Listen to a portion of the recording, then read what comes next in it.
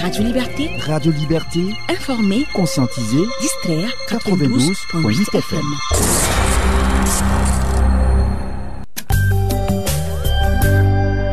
La grande édition du journal, présentation Tanga Thierry Zongo.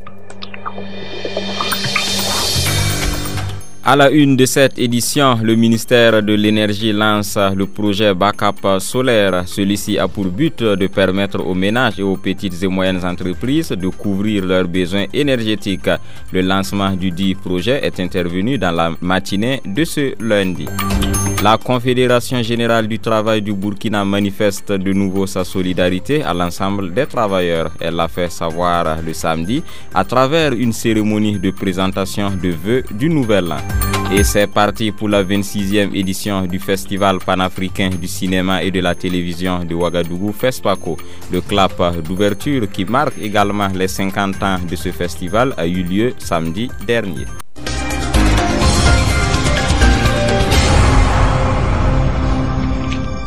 Bienvenue à tous et ravi de vous retrouver pour cette session d'information sur Radio Liberté.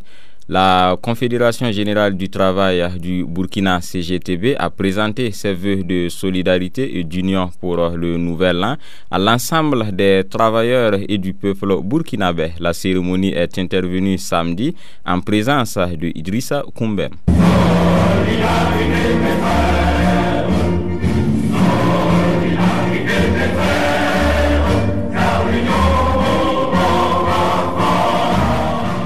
La solidarité et l'union entre les travailleurs afin d'éviter le piège de la division, ce sont les principaux vœux formulés par le secrétaire général de la Confédération générale du travail du Burkina, CGTB, par ailleurs porte-parole du collectif syndical CGTB à l'endroit du monde des travailleurs et du peuple burkinabé pour cette année 2019. Des vœux qui, selon lui, relèvent d'une grande importance au regard des difficultés rencontrées au cours de l'année 2018. Bassolma Bazier. Nous pouvons dire que l'année 2018 a été marquée par beaucoup de difficultés.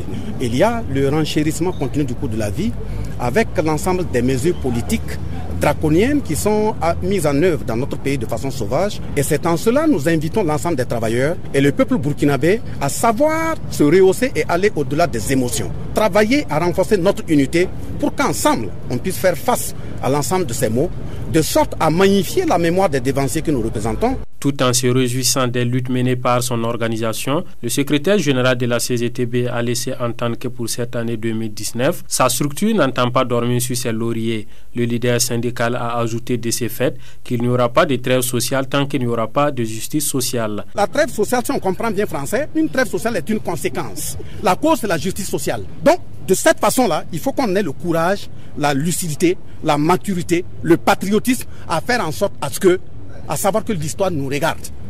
Donc une trêve sociale, c'est une conséquence. C'est comme si vous pincez quelqu'un, vous lui dites ne criez pas. Donc si on met les populations en danger, nous allons crier. Donc si on ne nous met pas en danger, ça va se constater de soi-même. Cette cérémonie a été également une occasion pour la CGTB de rendre hommage à leurs dévanciers et également aux victimes des attaques terroristes. À l'issue de la présentation des vœux, le secrétaire général de la CGTB a appelé le gouvernement à une gestion vertueuse, ce qui passe, selon lui, par la suppression de certaines institutions comme le médiateur du FASO et le Conseil économique et social qu'il juge budgétivore. Nous écoutons Bassolma Bazier au micro de Idrissa Koumbem. Quand on crée des institutions qui doivent toutes œuvrer sur le champ social, en termes de cohésion, moi je les assimile à des vendeurs de cercueils. Quand un vendeur de cercueil dit que son marché est très bon, ça veut dire qu'il y a eu beaucoup de morts. Est-ce qu'il y a eu une fierté à une institution sort dire j'ai résolu 5000 dossiers? Si vous avez résolu 5000 dossiers, ça veut dire qu'il y a beaucoup de crises. Il faut chercher à savoir qu'est-ce qui fonde ces crises. S'il y a beaucoup de morts et que les cercueils marchent, c'est parce que les hôpitaux sont vides et on ne soigne pas les gens. Donc il faut soigner les gens au lieu d'aller vers des ventes de cercueils, sortir dire que mon marché est promoteur parce que j'ai vendu beaucoup de cercueils. Donc au niveau de ces institutions aussi, si véritablement il y a la justice sociale, si la justice fonctionne correctement, si chacun joue son rôle et que même au niveau des syndicalistes, on ne se trompe pas de rôle à aller s'asseoir dans des ministères, à l'Assemblée nationale, ce n'est pas le rôle d'une organisation de la société civile. Nous avons un rôle de contre-pouvoir. Analyser l'action politique, critiquer, faire des propositions, résister si ça ne va pas. Mais si on se perd de ce rôle aussi, on va accompagner le politique dans le décor. Donc pour moi, qu'une institution, que ce soit médiateur du FASO ou toute autre institution, d'abord on a dit de les enlever. Et je dis, je le répète, Il n'y a pas d'honneur, il n'y a pas de joie à ce qu'un vendeur de cercueils dise que lui, il a vendu beaucoup de cercueils. Afin de permettre aux ménages et aux petites et moyennes entreprises et industries de se doter d'équipements solaires à même de couvrir leurs besoins énergétiques, le ministère en charge de l'énergie opte pour le projet Backup solaire. Le lancement du dit projet a eu lieu ce lundi à Ouagadougou et Dasmane Nyangane nous donne des précisions. Dans sa vision de tourner vers le mix énergétique avec une place de choix pour le solaire, le gouvernement burkinabé à travers le ministre de l'énergie Bachir Ismaïla Ouedraogo lance le projet Backup solaire. Le projet Backup solaire est une mesure forte et incitative menée par l'État afin de permettre aux ménages, aux PME, petites et moyennes entreprises, petites et moyennes industries, PMI, qui sont les maillons essentiels de notre population et de notre économie, de se doter d'équipements solaires de qualité, certifiés et même de couvrir les besoins énergétiques. Seuls les ménages ayant des revenus mensuels réguliers et les entreprises et industries ayant un bilan financier positif et une capacité de remboursement peuvent bénéficier du projet Backup solaire. Si, à travers ce projet, les autorités en charge de l'énergie ambitionnent d'atteindre d'ici 2020 une part de 50% des énergies renouvelables dans le parc énergétique national, elles entendent aussi que l'opération leur permette de limiter les délestages avec le déploiement de l'énergie économisée vers d'autres ménages. À propos des délestages, le directeur général de la Société nationale d'électricité du Burkina, Sonabel, qui était présent à la cérémonie de lancement du projet Backup solaire, a prévenu qu'il y aura toujours des coupures d'électricité. Écoutons François de Sall Ouedraogo, dont les propos ont été recueillis par Dasmane Nyangane. Nous sommes en train de rentrer dans la période de la chaleur. C'est des périodes effectivement difficiles, étant donné que c'est des périodes où la demande augmente de façon considérable et aussi que les équipements sont éprouvés. Donc c'est des périodes où il y a beaucoup de perturbations. Moi, je pense que la question qui était posée, c'est par rapport à l'engagement pris par le Premier ministre devant l'Assemblée nationale. Je pense que j'ai déjà eu à répondre à cette question une fois et j'ai dit que le Premier ministre n'a jamais dit qu'il n'y aura plus de coupures d'électricité au Burkina Faso parce que personne ne peut empêcher les coupures d'électricité. C'est des équipements techniques, c'est des équipements qui sont susceptibles de tomber en panne et il faut vous rappeler que Sonabel a passé 5 années de vide entre 2010 et 2015 au cours desquelles Sonabel avait des difficultés financières. Sonabel ne pouvait pas investir, donc que ce soit pour renouveler, que ce soit pour maintenir, nos équipements ont été fragilisés et c'est pas en 2-3 ans que on rattrape ce vide là. Donc c'est pour dire que nous avons du travail à faire pour même fiabiliser nos équipements, pour les rendre encore plus performants. Donc c'est pour vous dire qu'il ne faut pas vouloir qu'il n'y ait pas de coupure dans un système électrique. Ce n'est pas possible. Même les systèmes les plus sophistiqués comme les fusées même parfois explosent. Donc ce n'est pas des systèmes dans notre environnement là qui peuvent ne pas avoir de défaillance. Et il y aura sûrement des coupures d'électricité. Ce que nous pouvons vous assurer, c'est que les équipes sont préparées pour intervenir, pour réduire les effets de ces coupures d'électricité-là.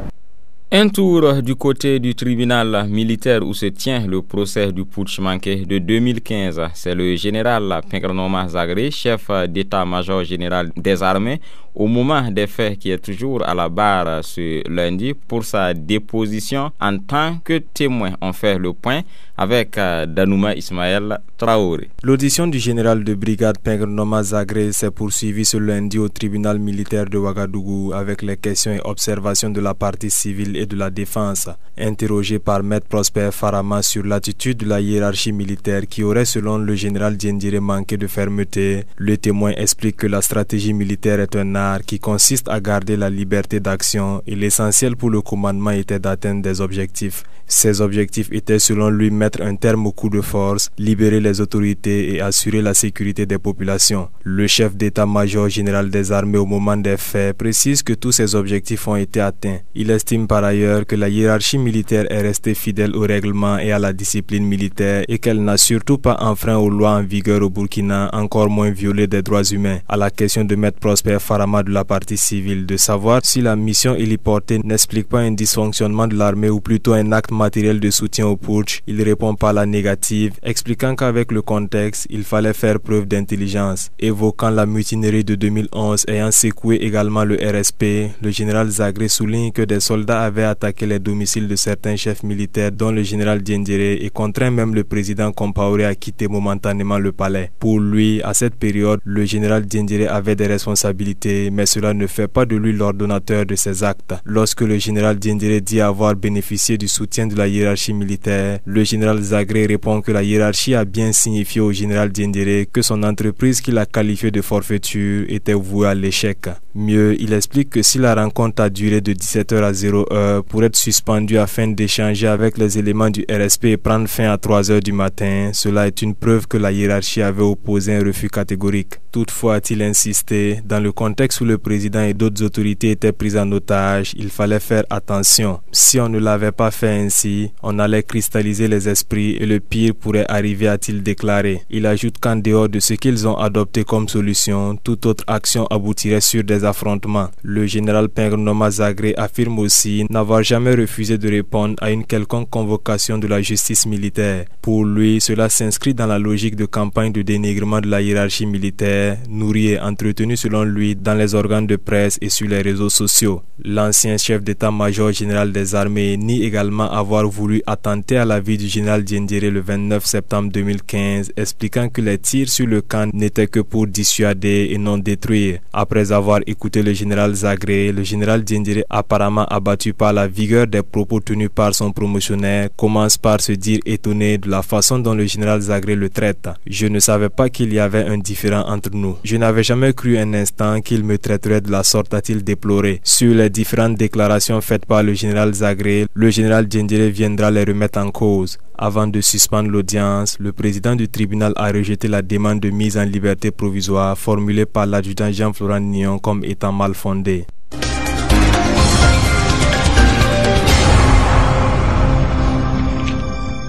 Suite de ce journal et nous parlons à présent du Festival panafricain du cinéma et de la télévision de Ouagadougou FESPACO, dont le clap d'ouverture de la 26e édition a été donné samedi.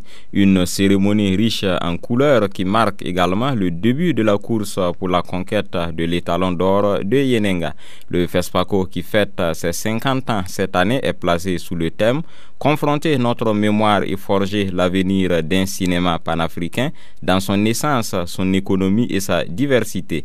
Revivons les temps forts de cette cérémonie dans cet élément que nous vous proposons. C'est dans une ambiance rythmée par une série de prestations d'artistes que débute la 26e édition du Festival panafricain du cinéma et de la télévision de Ouagadougou FESPACO. Il est 17h au stade Issoufou Joseph Kodombo lorsque le chef de l'État fait son entrée à bord d'un véhicule accompagné de Alimata Salambéré, l'une des pionnières du FESPACO.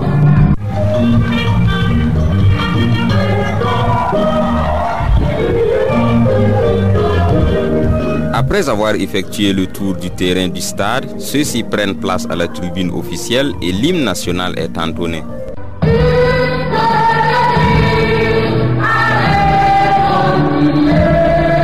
Au cours de la cérémonie, le président du comité d'organisation saisit l'occasion pour rendre un hommage aux différents dévanciers du festival, Yacouba Traoré. Je voudrais rendre un hommage particulier, un hommage appuyé au comité d'organisation de la première édition en février 1963, dirigé par notre soeur, notre consort, la deuxième femme à présenter sur la télévision au Burkina, Madame Alimata Salamé. Pour le ministre en charge de la culture, le cinéma est indispensable pour la promotion des valeurs des peuples africains. Il note par ailleurs que la culture est un outil nécessaire dans la lutte contre l'extrémisme violent. Abdul Karim Sango. Le contexte sécuritaire dans certains de nos pays interpelle sur l'apport réel de la culture dans la prévention et la lutte contre l'extrémisme violent. Hormis la promotion des valeurs positives du vivre ensemble par le dialogue interreligieux et interculturel, il est plus que nécessaire que la puissance de l'image soit véhiculée à travers les écrans pour magnifier les idéaux et les valeurs de nos peuples. Cette cérémonie d'ouverture du cinquantenaire du FESPACO a connu la présence du pays invité d'honneur, le Rwanda, qui a tenu le public en haleine avec son ballet traditionnel.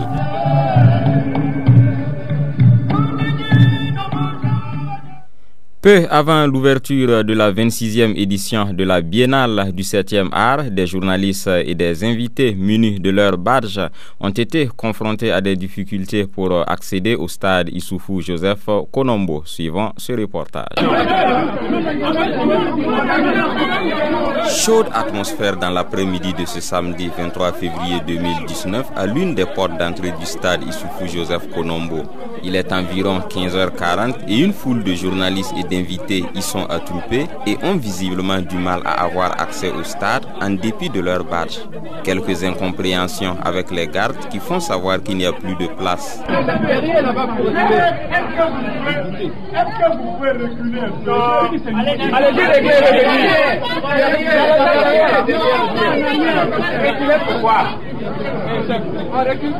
Ceux-ci menacent et tentent de fermer la porte. La tension monte.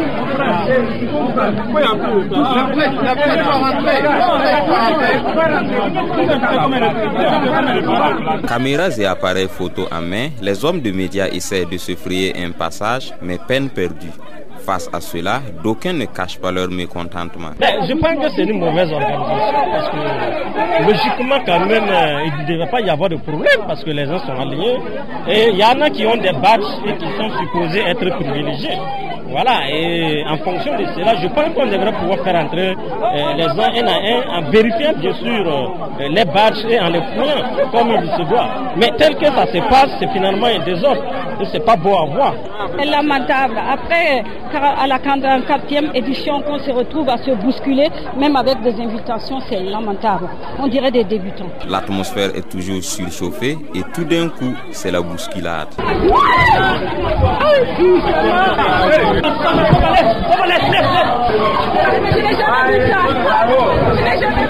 Et c'est tout essoufflé et ruisselant de sueur que certains ont pu franchir la porte pour assister à la cérémonie d'ouverture du FESPACO. Le FESPACO, c'est également l'occasion pour les professionnels du cinéma d'exposer leurs œuvres à travers le marché international du cinéma et de la télévision africain.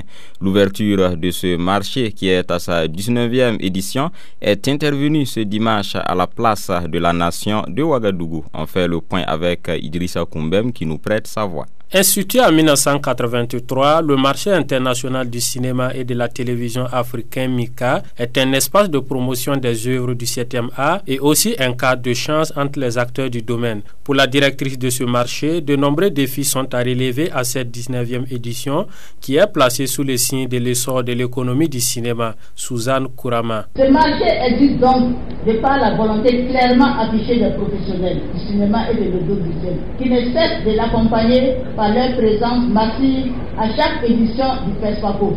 Un marché qui contribue à enrichir de façon remarquable par la qualité et la diversité de leurs œuvres. Toutes choses qui témoignent de la vitalité de notre cinéma et de son marché. C'est dans cette dynamique que nous plaçons la 19e édition du MICA sous les signes de l'essor de l'économie du cinéma qui doit s'adapter aux exigences du moment. L'édition 2019 du MICA connaît également des innovations. L'objectif visé est de donner à chaque festivalier l'occasion de faire de bonnes affaires. C'est dans cette logique que la présente édition du MICA entreprend un certain nombre d'innovations qui offrent aux professionnels du cinéma une meilleure visibilité de leurs produits. Il s'agit notamment des espaces multifonctionnels pour les stands d'exposition, les box de visionnage, des séances de projection à la carte, un salon B2B, des rencontres professionnelles, des conférences, etc. Le MICA se tient du 24 février au 1er mars 2019. On s'arrête là pour ce journal. Merci de nous avoir suivis. Tiona Sanogo était à la partie technique. Excellente suite de programme sur nos antennes.